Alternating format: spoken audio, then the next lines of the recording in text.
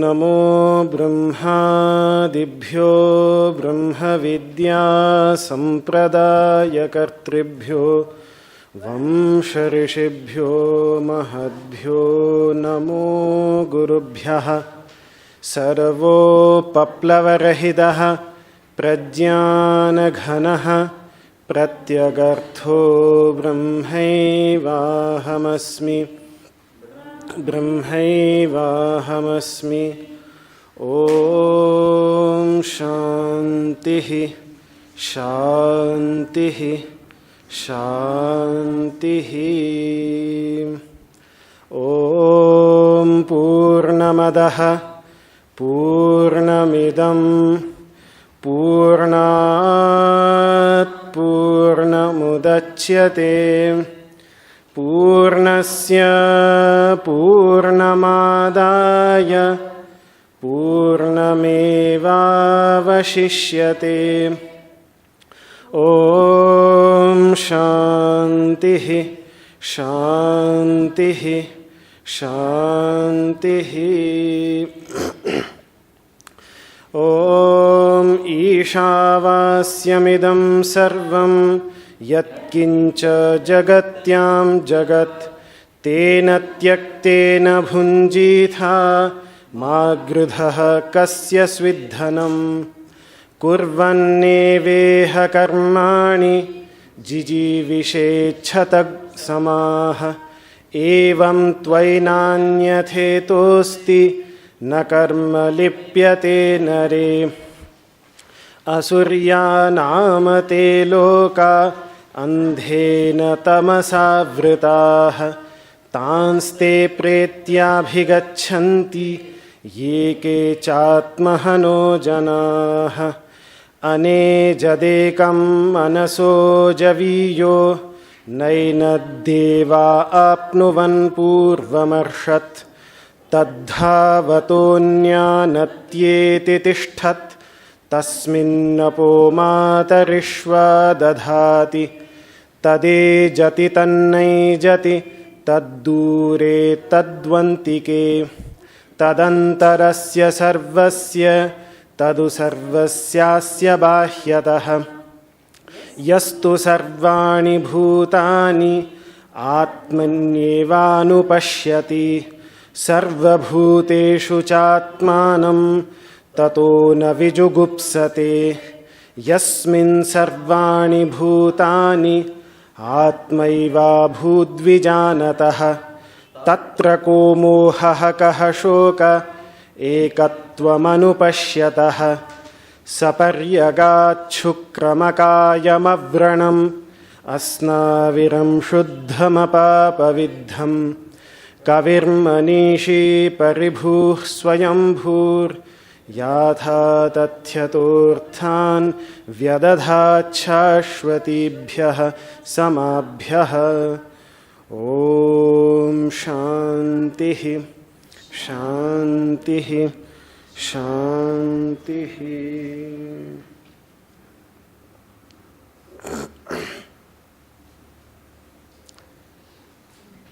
So our previous discussion ended with the study of the 8th mantra, the one that we just recited, and a short discussion that we started having on the idea of free will, which was asked as a question by you. And the quotation that I was trying to remember but couldn't remember then was by Samuel Johnson, in which he says that all theory is against the freedom of the will, and yet all experience is for it.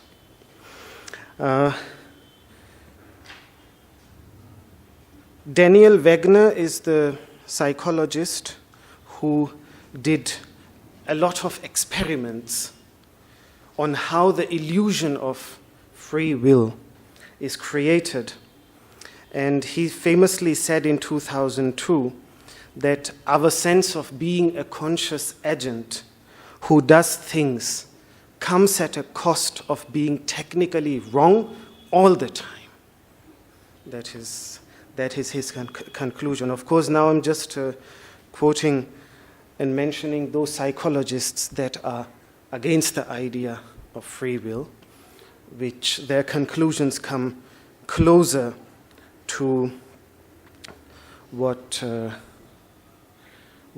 we find in the Upanishads, in the Gita, in the Yoga Sutras. They have concluded the same without, I suppose, studying these texts or much of these texts. But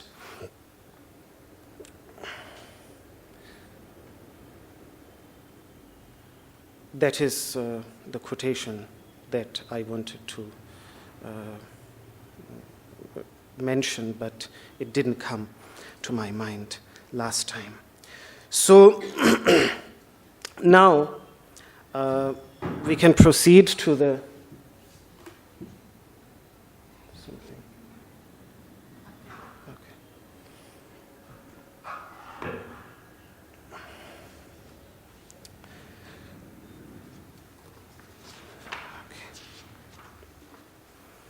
Yeah. The next verse, the 9th verse, the nature has given us two kinds of powers, two kinds of potentials. The Sanskrit word is Shakti, which means potential, the capability, the capacity to do it. Whether we do it or not, that's our choice.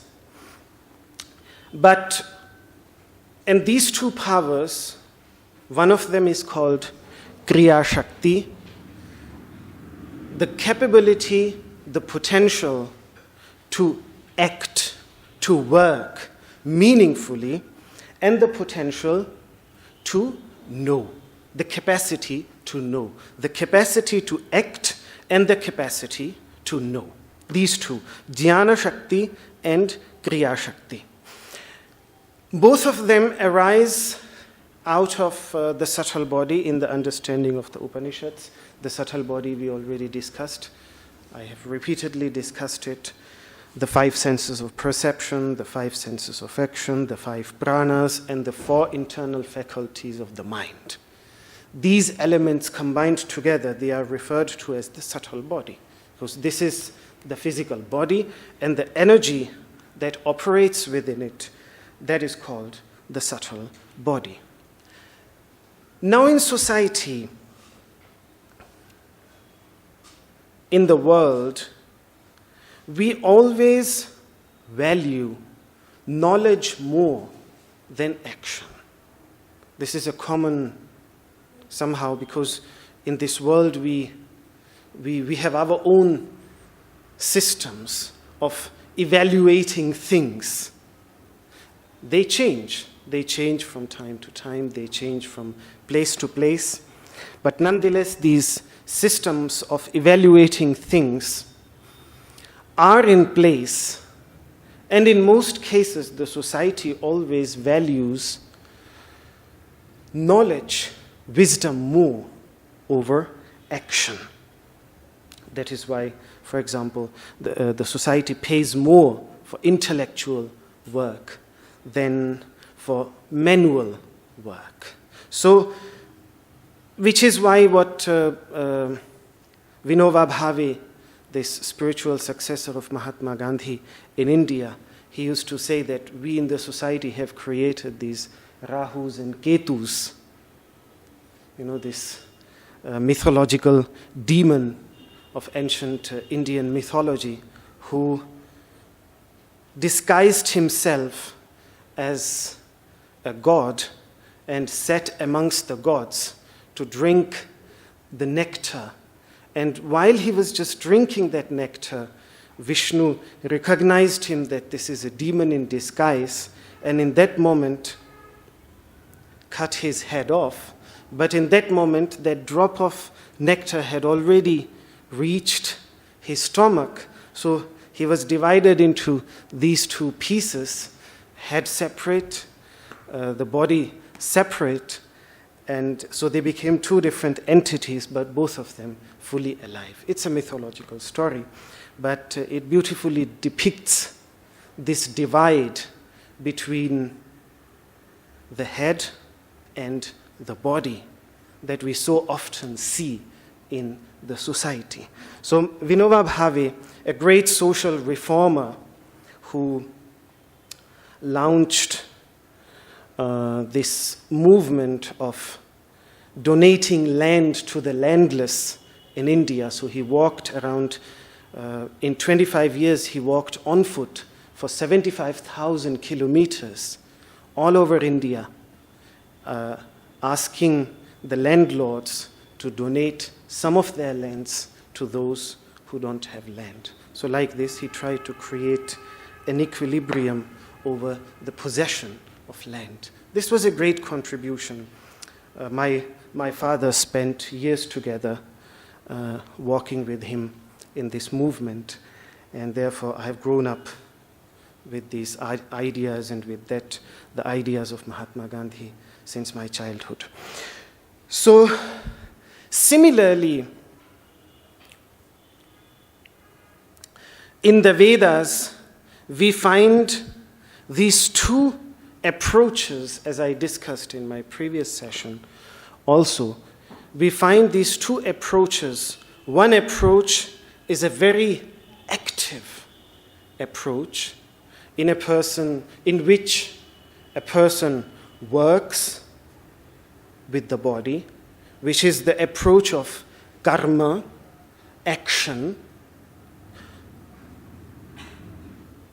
which has two parts. The first part is to perform good deeds selfishly or selflessly. That doesn't matter, that is not discussed. Just to perform good deeds, noble deeds of charity, to overcome the tendency to perform deeds that are harmful for ourselves and for others.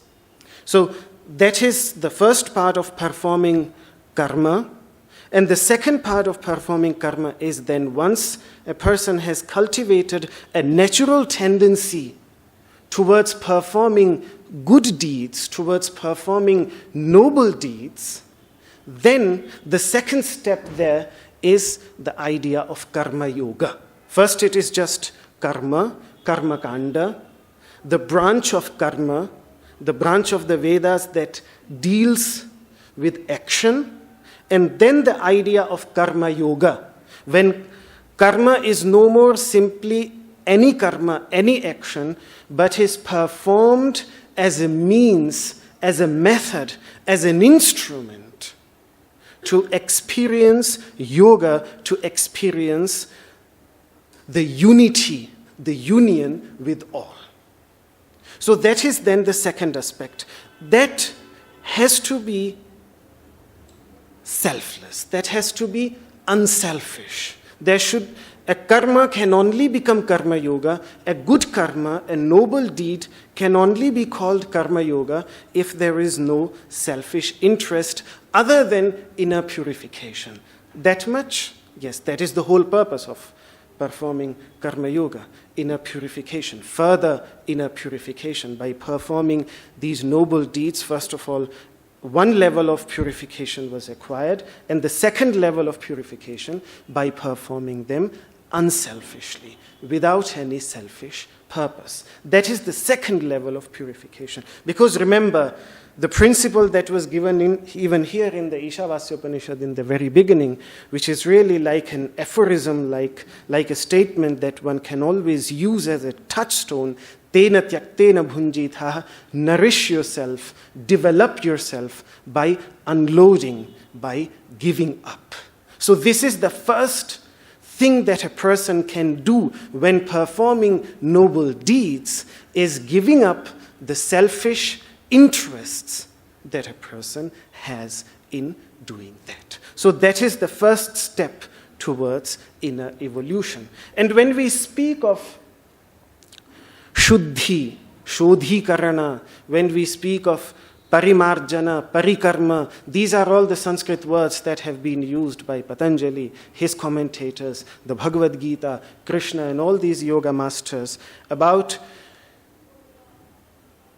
purification of the mind, purification of the heart, or the word parikarma means that when you have, for example, a brass object made out of brass, then you rub it till it starts to shine and completely. I mean, in ancient India, when there were no mirrors, the only way, mirrors came in the 15th century. Real mirrors, coated mirrors with glass, they came in the 15th century. Before that, what they had to do is they just used to take a metal plate and used to polish it to such an extent that it then literally started reflecting the face when you looked into it. And that was the idea, that is the reason we find this idea in the Sufi traditions, we find this idea in the Mahabharata, in the medieval mystics of India, Tera man darpan kehlai. Consider your mind to be like a mirror in which you can see yourself. So the whole idea of polishing it with the help of yoga, that the idea was to polish it to such an extent that it can start reflecting the self within. And a person can become aware of one's own self by using the mind as an instrument. But for that, polishing it was required. So what does polishing mean? In other words, just to free itself from tendencies, habits, thoughts, emotions that distract the mind, the awareness away from itself. A person tries to pull it back, a person tries to bring awareness back on itself rather than not being aware of something else. Like every time we see in this world, we are aware of a tree, we are aware of the mirror, of the river, we are aware of the beautiful flower. But what about being aware of the entity or of the phenomenon with which we are becoming aware? What about that? So, but when we want to bring our awareness back to it, to create a balance, then what happens that these distractive thoughts, they pull us away from ourselves. So purification means that. So that was the idea, that is the idea behind karma yoga, to perform, first of all, to engage oneself in good deeds. Because what happens is that when a person performs good deeds, then every good deed leaves subtle impressions in the mind, which are known as samskaras. For every time we repeat a good deed, that samskara, the first time we do a good deed, the samskara is implanted. Every time we execute the good deed, that samskara becomes strengthened. And the more it becomes strengthened, and the more good samskaras we have in our mind, they will inspire more good deeds. And like this, it has an increasing effect. And the moment comes when performing good deeds becomes very natural. So that is what they understand by purification. So that is the first approach of karma yoga, of performing, which is a very active approach. Asana comes into it. Asana is included in it because we perform actions, various actions through our body. And what we are doing, the habits that we have, the sitting habits, the standing habits, which were harmful, particularly which become harmful if we sit for a long time in a wrong posture, then what we have to do? We have to learn the correct habit. First of all, we have to understand what the correct habit is. We have to become aware of our own body. And then we have to repeat the correct habit, so that the correct posture, so that it becomes a natural habit. So that whenever we sit down that in that posture alone. So in this way, the harmful habits are overcome, and the beneficial breathing habits in pranayama, the beneficial sitting habits are instilled. That is the whole idea. So it's in a way, it's also on a very gross level, it is a purificatory act. And asana is systematically included under Kriya Yoga by Patanjali. Because if you look at the definition of Kriya Yoga provided by Patanjali in the first sutra of the second chapter, he mentions three things: tapas, and under tapas, asana and pranayama, the pain, the discomfort that we experience in asana, in practicing asana, in pranayama, the effort that we make for that, that is part of tapas, what he understands by tapas, which is translated as austerity, but that is a very limiting translation. Tapas has been derived from the root tap, which means to create heat, so that the impurities, like to purify gold, you really heat it up so that all the impurities can be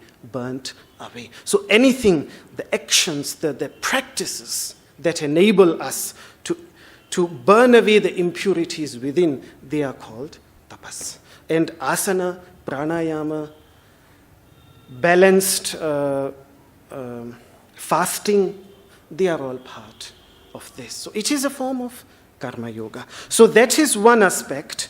And the second aspect, the second approach, is the meditative approach, in which a person sits down, settles his awareness within the body, does not do much with the body. Outwardly, it seems the body is completely still, though the reality is that the body is very active. A person is not lying down, but he's sitting in a meditative posture. So the body is very active, and at the same time he's working with the mind. But outwardly it seems that there is no action. So we just say, well, this person is not doing anything, he's meditating. But in reality, because if he's really meditating, then he's more active and he's working more than somebody would be working with his body. So that is the second meditative approach. Now the tendency is that one approach is always, which one is greater, which one is lower. Yes, this is the primary stage a person has to evolve out of, performing actions and reaching a level of purification through actions to reach the level where meditation really becomes meaningful for him. Otherwise, he will just sit down and his mind will wander here and there, and no real meditation will be taking place. It will just be wasting of time. So what is required really is a balance between both.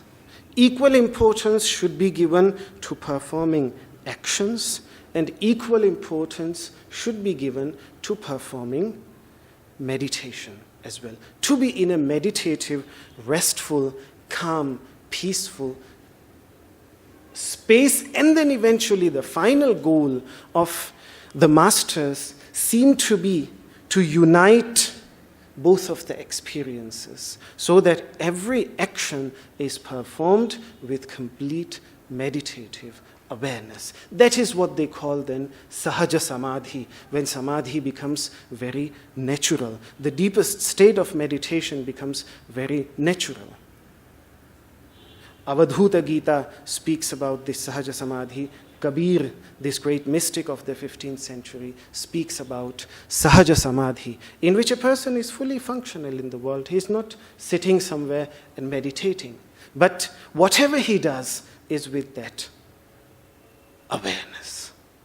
So that is where the Upanishads are trying to lead us. So what the Upanishad does is that, first of all, it condemns the exclusive approach towards into both directions. It says that this also leads into darkness, and if you think that meditation can lead you to enlightenment, then let me tell you, now this is really like a scandalous statement, that it can actually lead you even into greater darkness than your action. This is what he is going to say.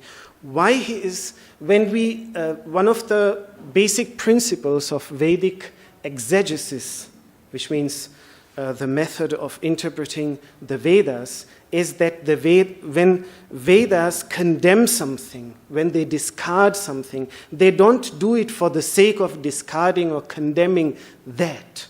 They have no interest in discarding or condemning something. They do it so that our awareness can be shifted towards something else, which is more important. So by condemning these two exclusive approaches of only engaging oneself completely into good action or in meditation, which is what very many masters have done. You will find masters who, for example, Janaka is a typical example. He was a king, he was a ruler, and yet he was a deep mystic. So he had united both in him. But on the other hand, we have for example, somebody like Pravahana Jaivili in Chandogya Upanishad, who was a king who performed great noble deeds, but never looked for something deeper. Or then we have the monks, the ascetics, for example, the Buddha, who went away, left their kingdom, left everything, and went into the forest, renounced everything just for the sake of meditation. So that was the second extreme approach. What he is trying to do is to bring a union between both, between this dichotomy, which I think even exists in the Christian traditions, where it is Mary and Martha. While for Martha, the way of salvation is through action. So what she does, she chose to minister unto the hungry and the thirsty and the homeless, while the way of Mary is to contemplate and to see the vision of God. So this dichotomy clearly also exists there. The Upanishads tend to give equal importance to both. That is what we are going to see. What they say is that let us pronounce the next mantra, which is the 9th mantra. Andham, andham, andham, tamaha, tamaha, tamaha, pravishanti, pravishanti, pravishanti, ye avidyam, ye avidyam, ye avidyam, upasate, upasate, upasate tato bhuya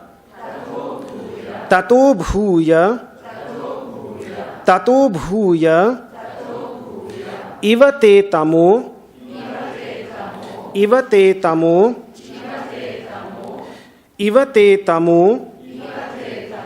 yau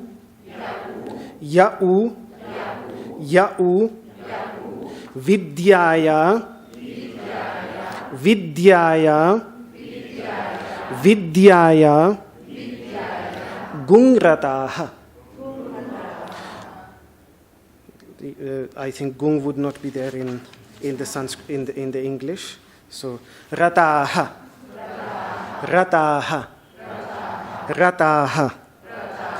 That's how we pronounce it traditionally. When we pronounce it, then we pronounce it as not vidyayam but vidyaya gung.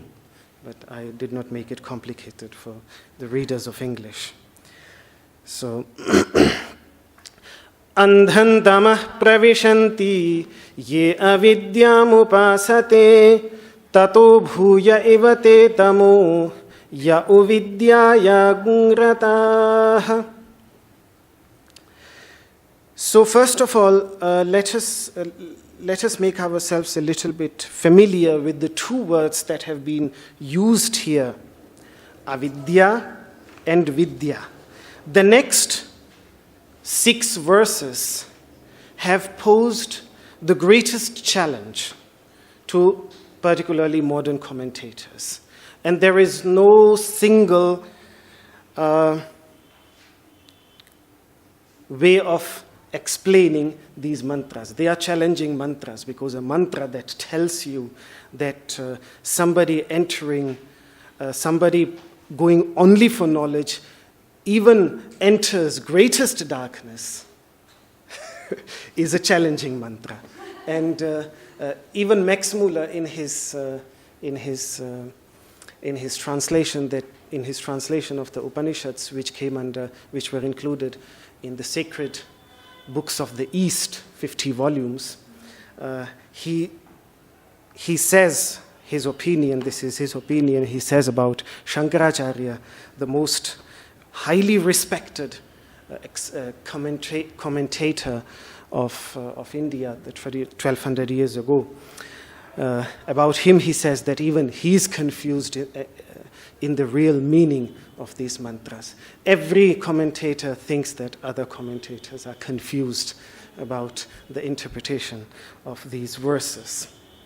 However, I will follow the traditional way of interpreting these mantras, which I found meaningful from a spiritual perspective, the way I have presented it in front of you, and have also found very clear traces elsewhere, not in the Ishavasya Upanishad, but in texts related to this text, in which very clearly vidya and avidya have been used in the very specific significance in which Shankaracharya explains them, for which he has been attacked by various commentators. So I will follow that one, because that is the one that makes sense to me. So according to him, avidya, which literally means ignorance, vidya means knowledge, and avidya means ignorance, he explains it, he interprets first of all vidya as meditation, which is a very common thing. In the Upanishads, we find it elsewhere also, that vidya does not only mean knowledge, but it also means meditation. And here, in this context, when we speak of meditation, there is a distinction in the Upanishads between meditation based on faith and meditation based on experience.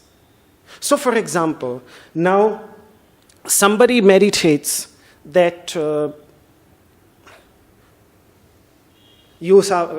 of the meditations that will come a little bit later here in the 16th or the 17th verse, Yosavasau Purushaha Sohamasmi, the same entity that is there, the principle that is active in the center of the sun and radiating life and light upon this planet is the same as the principle that lies within me. So this is like a mantra which is used for meditation. Now there can be two ways on meditating on this. One way is you just have faith because the master has said it, the master has given this as a technique of meditation, so let me meditate in this way. This is just based on faith.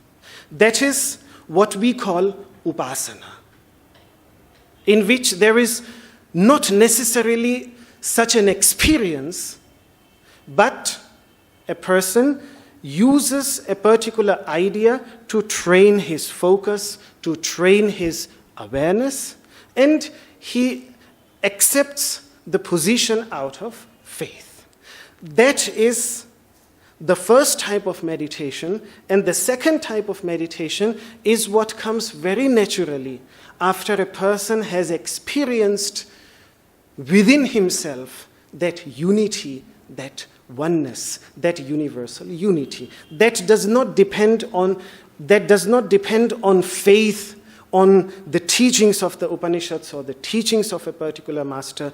We don't believe in unity because all the great mystics have spoken about it, or because all the great masters have spoken about it, or because all the great yogis have experienced it, and because the scientists seem to be speaking about the same thing. Their language also seems, not because of that, but because we experience it that way. We have experienced it that way. So that is the second.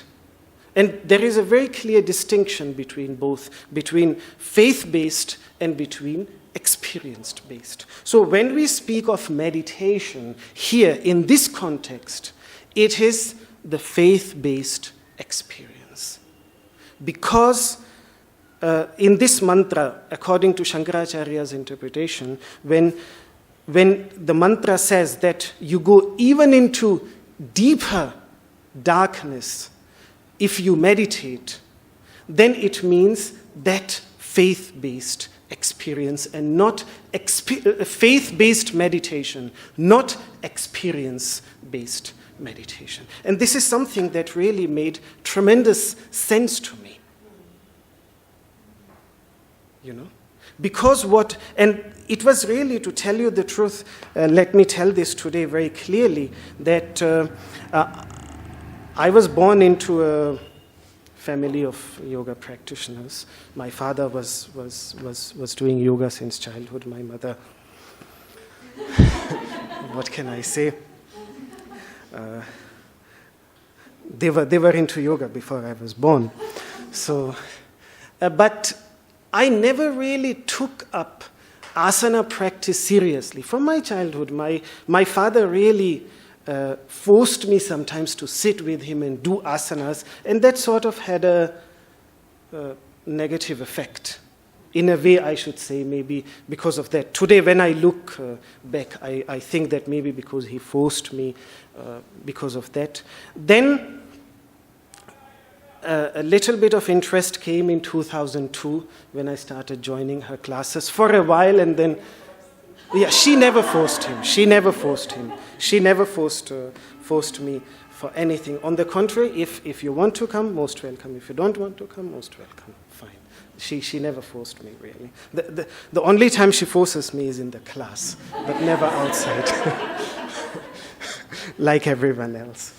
So, yes, but one of the reasons that I really decided to what I call coming back to asana, because in my understanding, illusional understanding, I was quite high up there, you know, with all these ideas and meditation and contemplation on the deepest messages.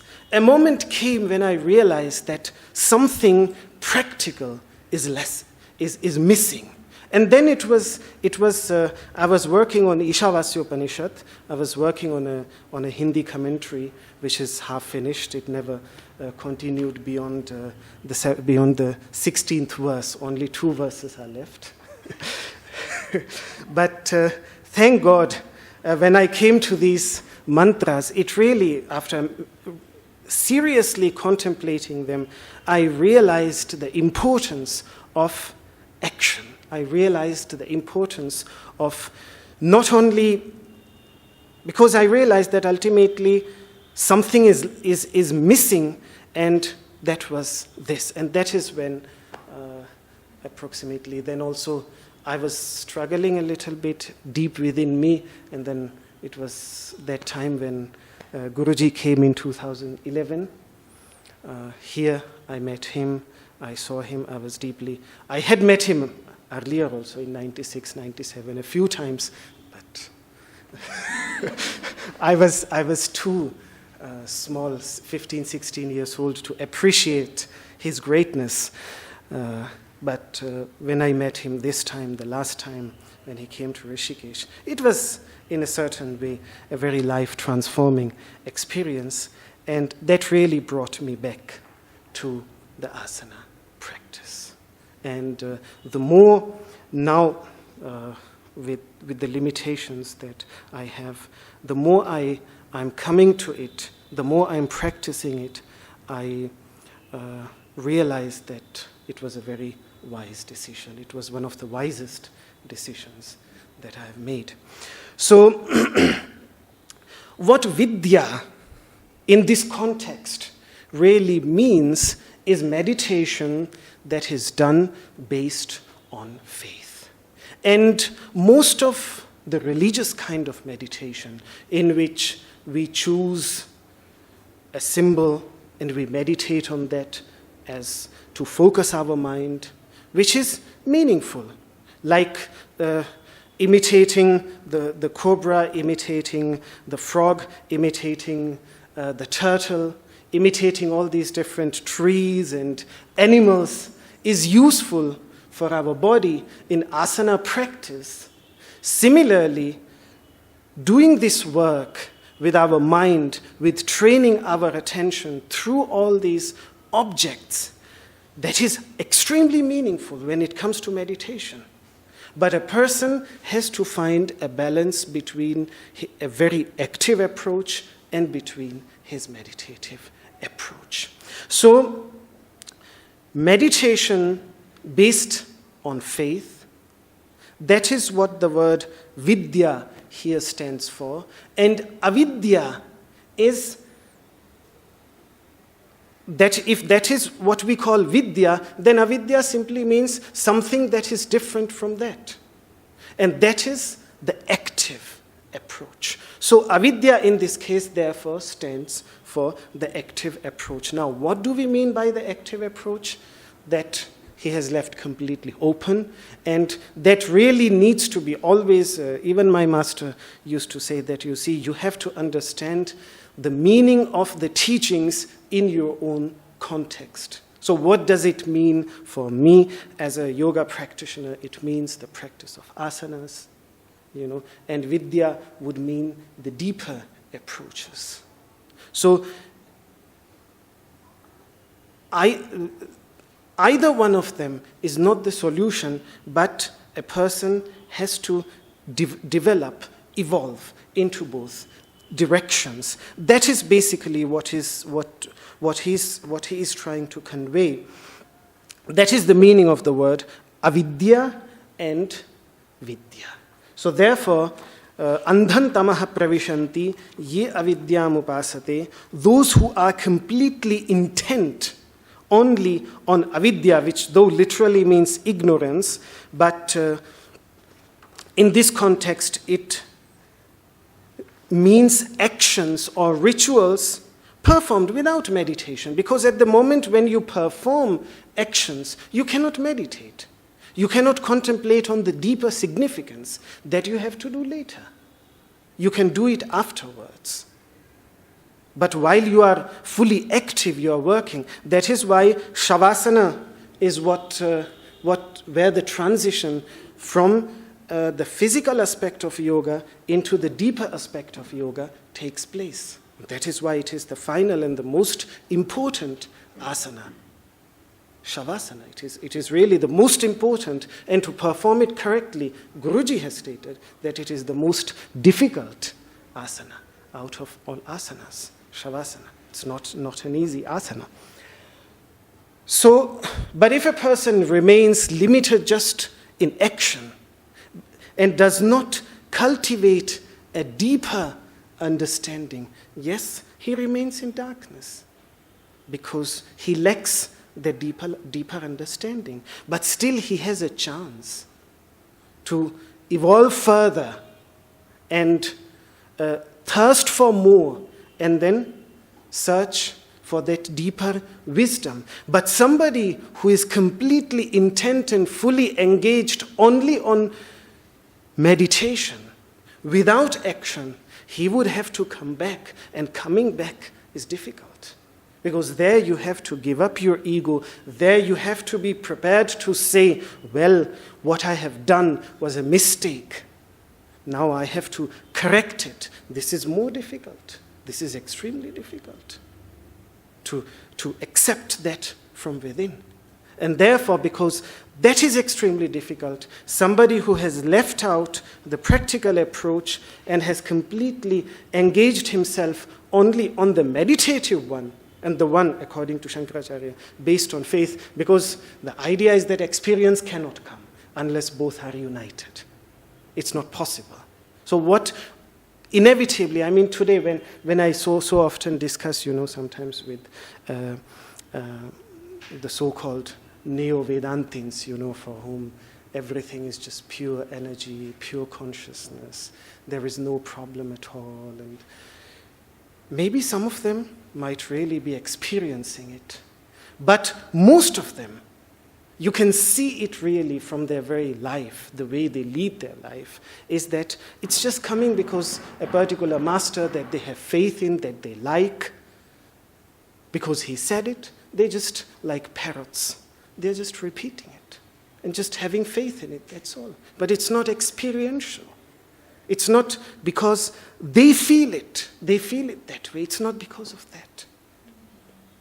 So that has to come by the union of both. So coming back is difficult. You go very far in it, you have to go very far in it till you realize, maybe a moment, thank God, might come that you realize that back there on the first grade, you left out something very important. And therefore, you have to come back now. You have to sit together with the students of the first grade, learn with them, and then evolve from there again. That is difficult. That is very difficult. And therefore, such a person, due to the false ego, the false illusion that he has created around him, he is even in denser darkness. This is what basically he is trying to say in this mantra. We will discuss the next mantra, these three mantras, this one, the next one, and the third one. These three mantras, they are together. They speak about the same thing. Now, any comments? Yes? Any questions that come to your mind? Any criticism that you might have? You said that you gave a traditional interpretation, and you touched a little bit as to what you meant by that. But I wondered if you could say a little bit more.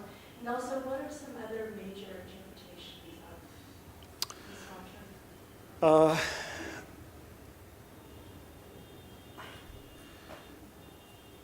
Various philosophical traditions in India have come up with various interpretations of the Upanishads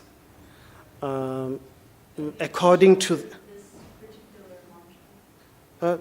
the whole Upanishad, all the Upanishads, the Ishavasya Upanishad, Kena Upanishad, all other Upanishads. And all major philosophical systems have actually had their representative authors commenting on the Upanishads, because the Upanishads were one of the three fundamental scriptures over which all philosophical, theological systems, metaphysical systems or theological systems or philosophical systems developed in India within the last 2,000 years.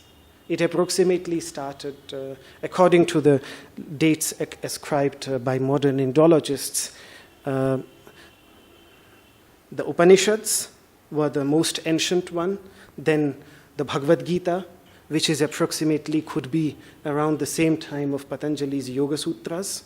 The Upanishads were pre-Buddhistic, before the Buddha. The Gita, they believe, comes a little bit after the Buddha. I'm now talking about what the Indologists, the modern historians think. I'm not discussing the traditional view. And the third text, the third text is known as the Brahma Sutras, which starts with an inquiry into consciousness. And what it does, it's the first text that really, because the Upanishads are not really systematical. They have no systematical philosophical presentation. They are just a loose group of teachings and writings, and most of them are just a collection of sayings by masters, the way they experienced the truth, that's all. So you don't have a systematical philosophical presentation. What you have just is an experiential utterance of the truth as they experience. This is what I find beautiful about them, So they are not highly philosophical, but very experiential. And then comes the Bhagavad Gita, which sort of tries to create a coherent picture, because the Upanishads were not the sayings of one master, but here we have one teacher, Sri Krishna, and he presents a coherent picture.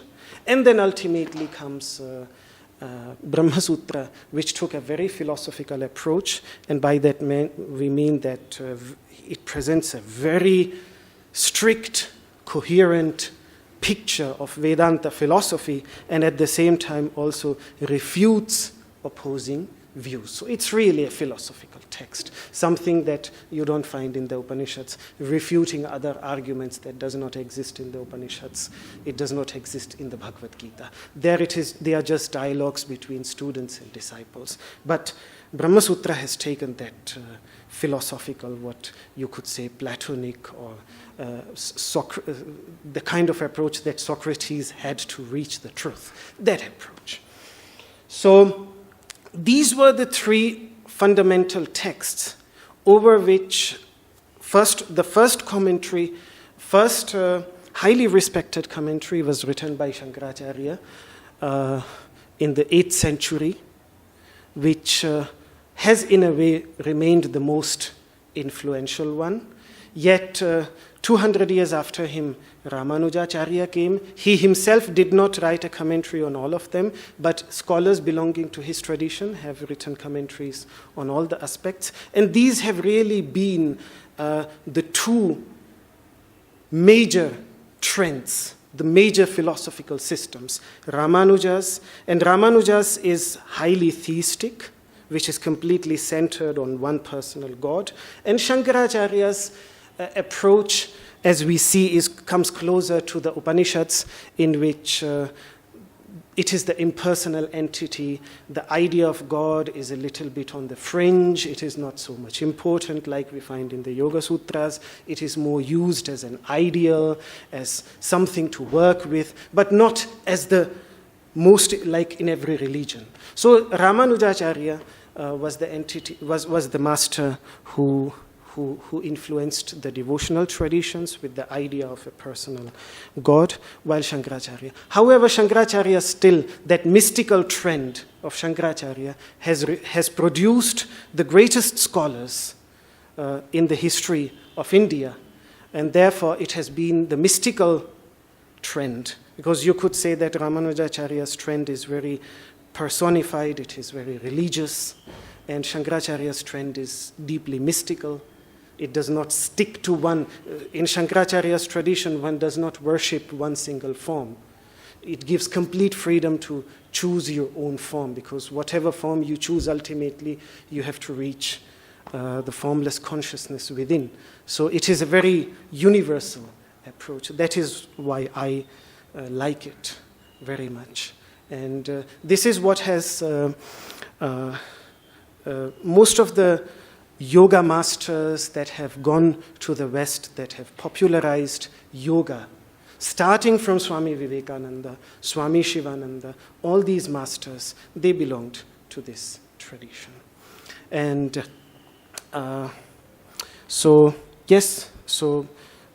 that is basically, these are the two major trends, Ramanuja and Shankara. Though they are, Dr. S. Radhakrishnan, the second president of India, who was also a great philosopher and a great educationist, he has a beautiful comparison of both. He says that out of these two, out of Shankaracharya and Ramanujacharya, Ramanujacharya is the greater scholar, but the truth lies with Shankaracharya. Because he has that universal approach, and Shankaracharya really represents that universal approach, which is meaningful, I think, in today's world, particularly for all of us. So that is the tradition that even this area. However, Ramanuja's tradition was very meaningful because it gave India the organized religion, which India was, to a certain extent, after Buddhism, after the overthrow of Buddhism, was lacking. So after that, India got this very organized, and most of the devotional traditions were influenced by his philosophical approach. And so both of these traditions, they have had a tremendous influence on the Indian religious and spiritual life. Yes. Any other?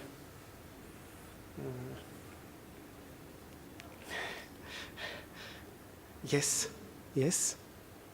What's the name of meditation-based experience in Sanskrit? And is you related to faith experience? Yes. So faith should be upasana? Yes. On faith-based, it is called upasana, and the word that is used there for experience-based is nididhyasana. Nidhyasana.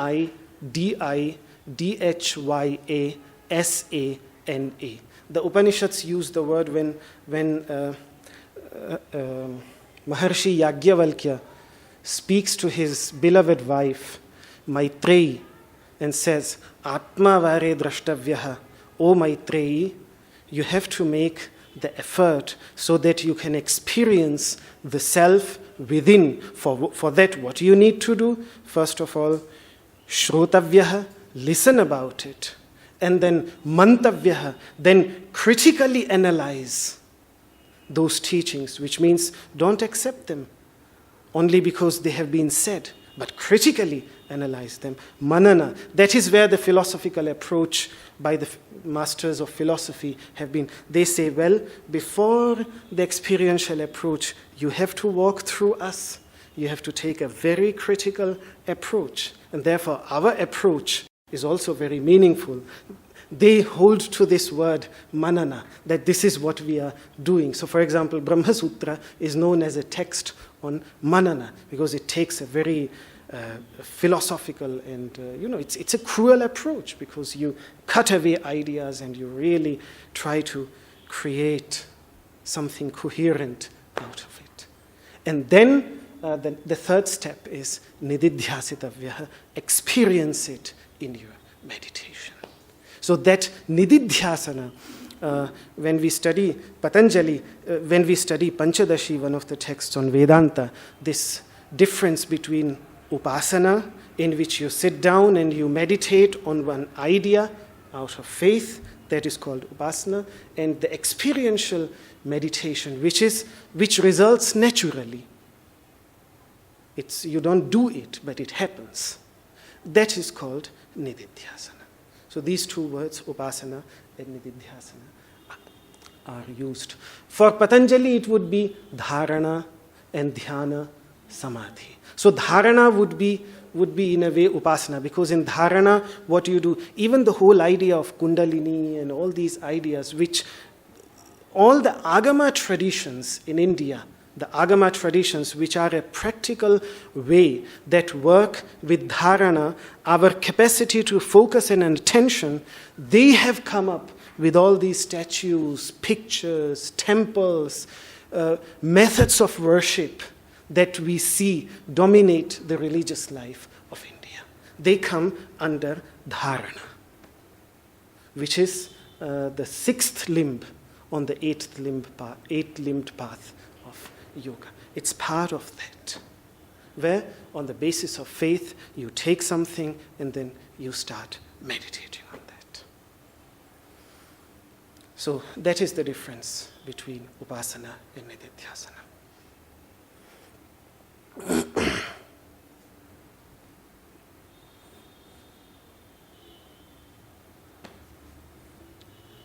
So we leave it here, or anybody wants to contribute something to it? Free will.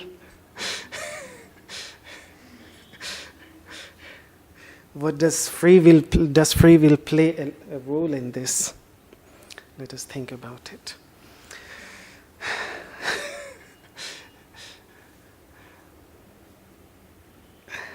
Okay, so the time is anyway over. Let us conclude with.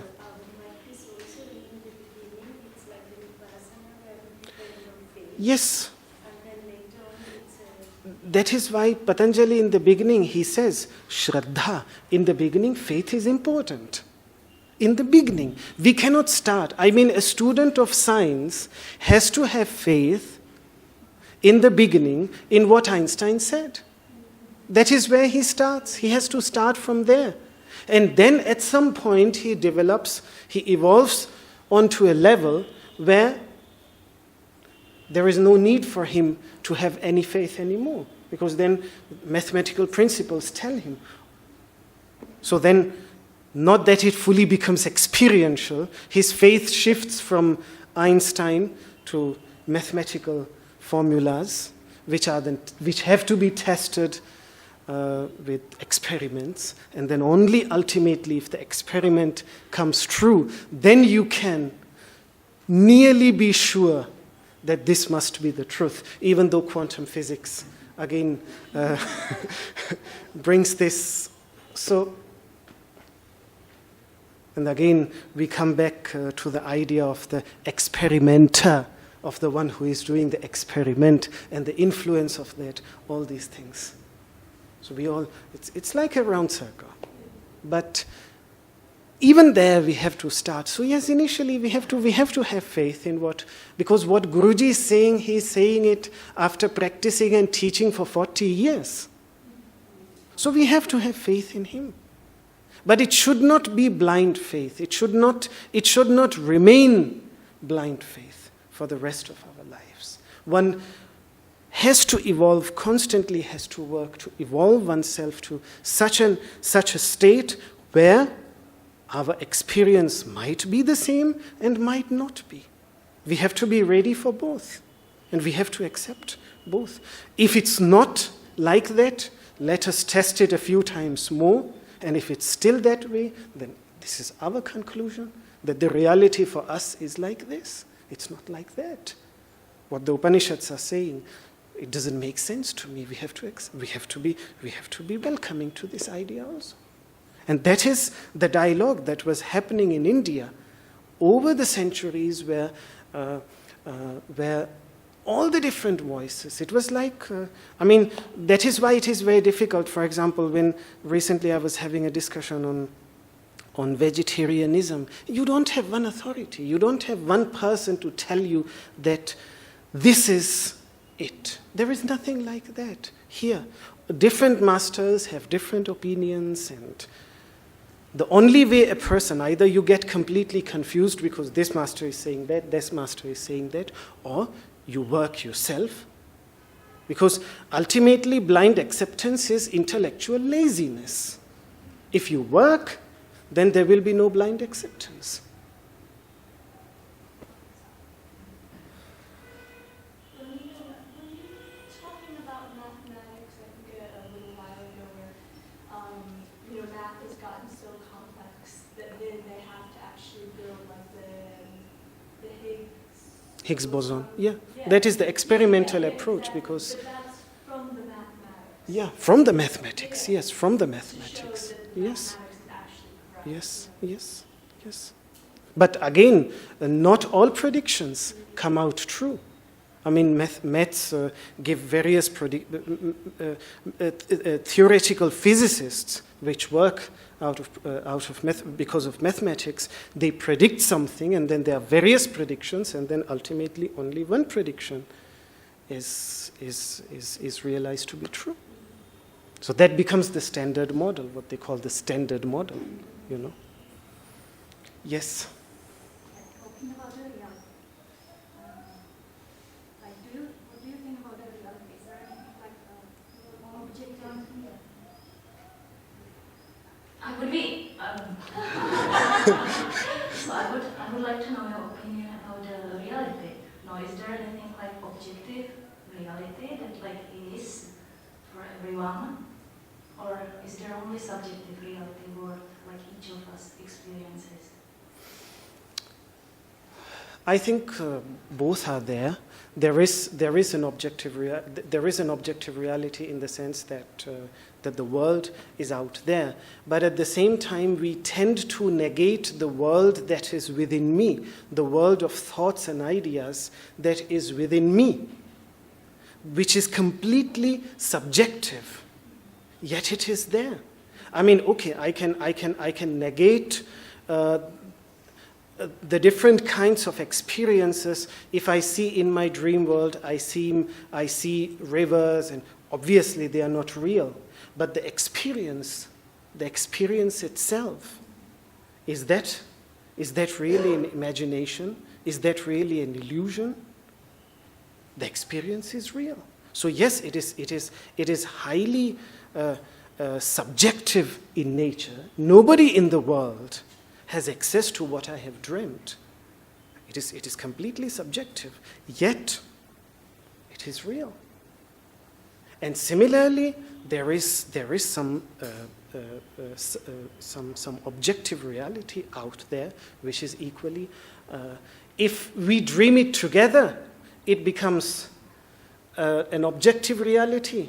If we dream it alone, it becomes a subjective reality. That is, I think, the only difference that is there.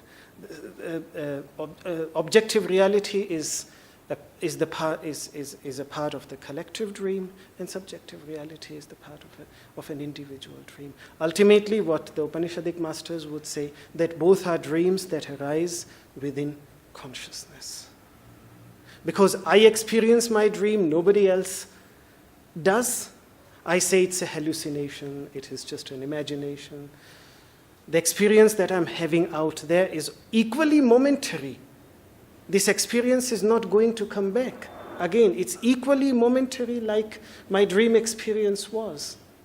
And yet, because everyone says, yes, I've seen the water. Yes, I can see Ganga. I can see the tree. So we say, okay, this is real. So we have created our own touchstone, our own standards of reality. So fine. So you would say the objective reality is just like many subjective realities that come together? Ultimately, what do we do? Do you really see this tree? Or is just light falling on the leaves and radiating back into your retina and creating some electrical impulses, and then ultimately, strangely, you become aware of the tree out there, something that we don't understand how this really takes place. So ultimately, everything that we see out there, we are actually seeing within ourselves. It doesn't take much. Even Plato was aware of that when he gives this parable of the cave. Yes. But then even the universe, how can we actually we actually believe that the universe is the way how it is. We have to take challenges.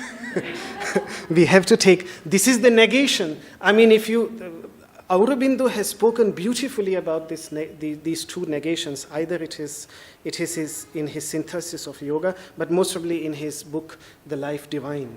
One of the first two chapters of one of these two books is the two negations, the negation of a materialist and the negation of a monastic, a contemplative, who is completely occupied with consciousness. When he comes from his viewpoint of consciousness, then he tends to negate the world out there completely. That is what we see in Buddhism, what we see in the extreme trend of Vedanta, different traditions. And for a materialist, if you take extreme materialism, such as Daniel Dennett, they completely negate consciousnesses as a total illusion, as something that simply does not exist. So these are the two positions. Now, who is correct? Which one is correct? How? Nobody has been able to. Nobody has been. Just today morning, I was thinking in my bathroom when I was taking my bath, I was saying, why do we always want the description of reality to be the same?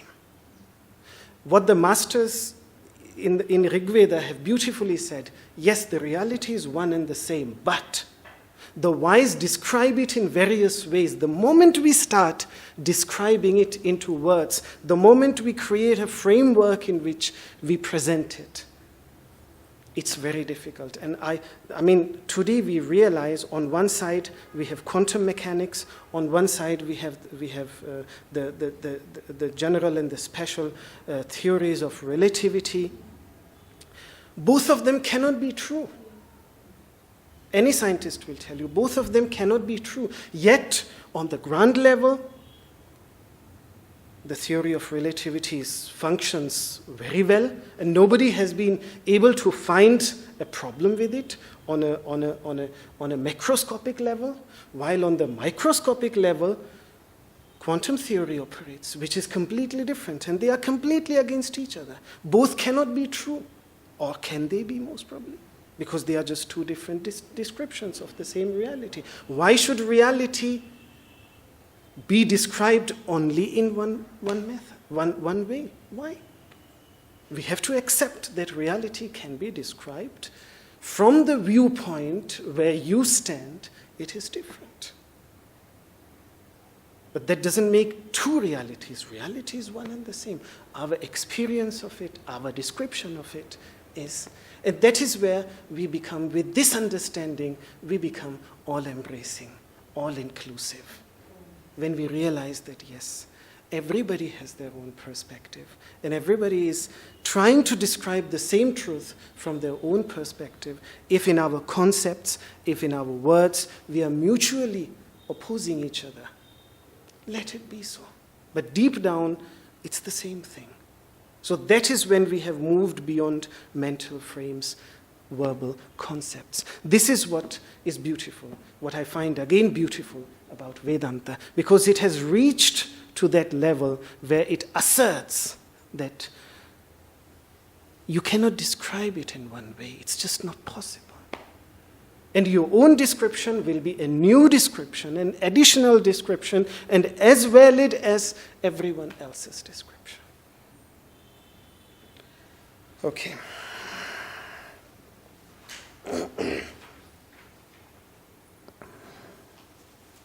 It is like wherever you stand in this infinite cosmos, it is the center. You are the center of the universe.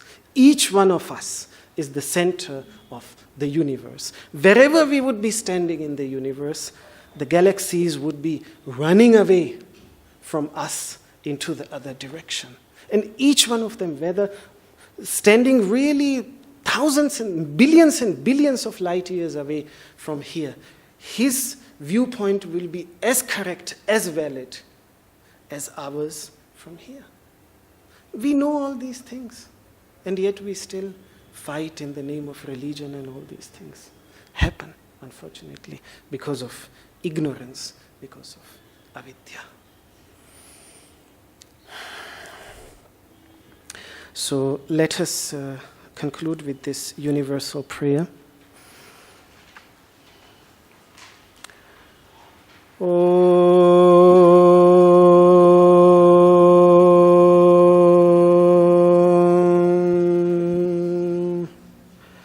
Sarve bhavantu sukhinah, sarve santu niramayah, sarve bhadrani pashyantu, ma kaschid dukkha bhag bhavet. Om Shanti, Shanti, Shanti. Thank you very much.